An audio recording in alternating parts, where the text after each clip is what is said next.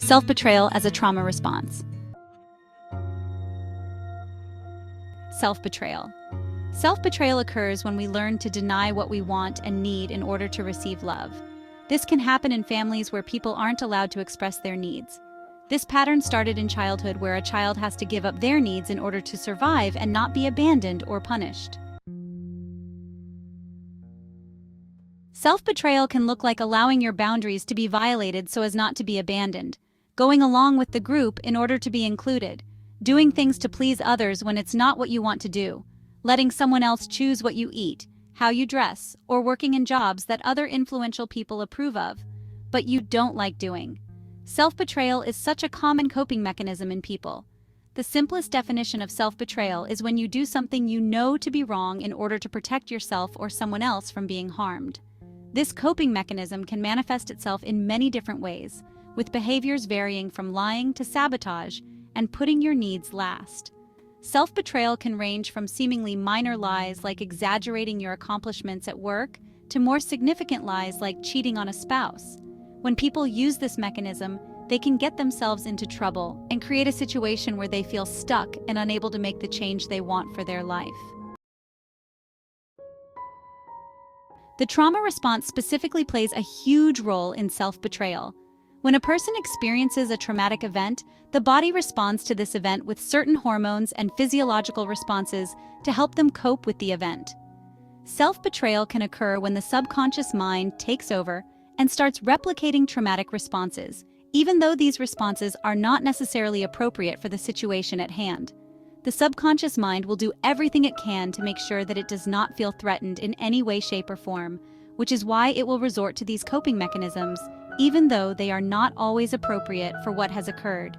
It really is a vicious cycle. The learned behavior of self-betrayal causes conflict between your actions and your soul. And because of that, not only do you betray yourself, you also set yourself up for a traumatic response in your body, which then will cause you to fear feeling that way, and then carrying on acting in a self-betraying way as to not feel abandoned. It will cause you psychological torment and set you up for things like codependency, addiction, and a whole other host of problems, like anxiety and depression. So you have trauma from whatever caused you to deny your needs in the first place, which is usually a dominating or controlling person, and then more trauma lumped on top from each time you react from that traumatic place. The trauma response of self-betrayal. What is trauma? A traumatic event is an event that leads to mental or physical injury. Traumatic events can cause lifelong distress, post-traumatic stress disorder, or PTSD, and can even lead to suicide attempts. There are many factors that contribute to whether or not someone will develop PTSD. For example, the severity of the trauma is important for predicting whether or not someone will develop PTSD. A person who experienced a trauma where they felt intense fear, helplessness, or horror may be more likely to go on to develop PTSD than someone who experienced a less intense trauma. People may also be more likely to develop PTSD when there is a lack of social support following the traumatic event, and if they have untreated mental health conditions such as depression. Negative trauma response of self-betrayal. Self-betrayal has been known to cause negative trauma in people, and in some cases it can be quite severe.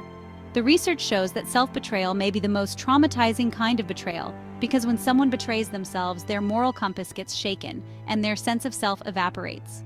When people betray themselves, they feel like they have been violated on a deep level and experience a great sense of loss at not being able to control what is happening to them.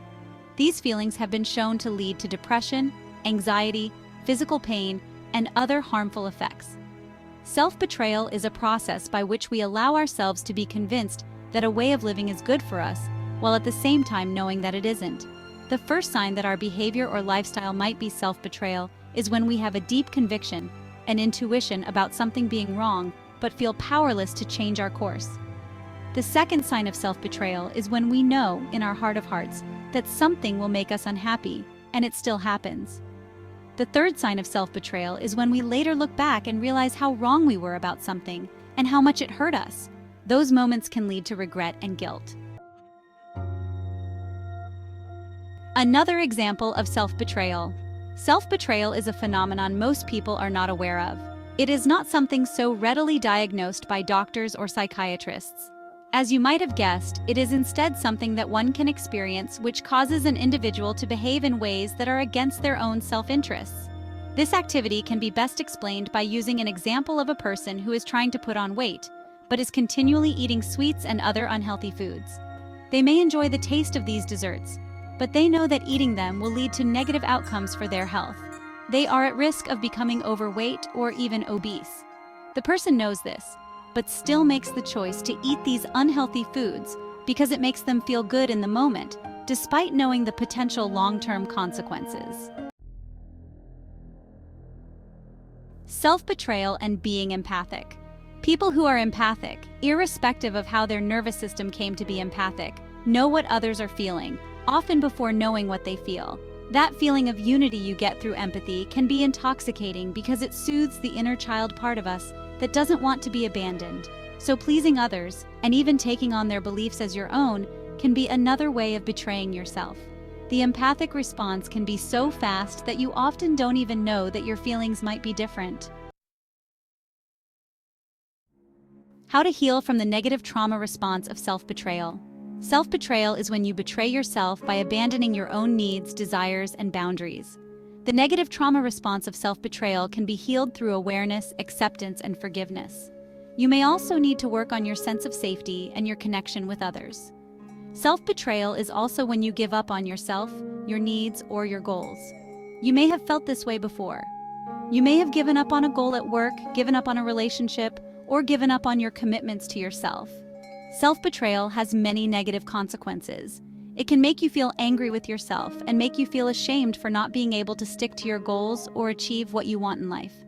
Some people may even start blaming themselves for the betrayal because they may think if they were better people, they would be able to stick to their goals and never give up on themselves.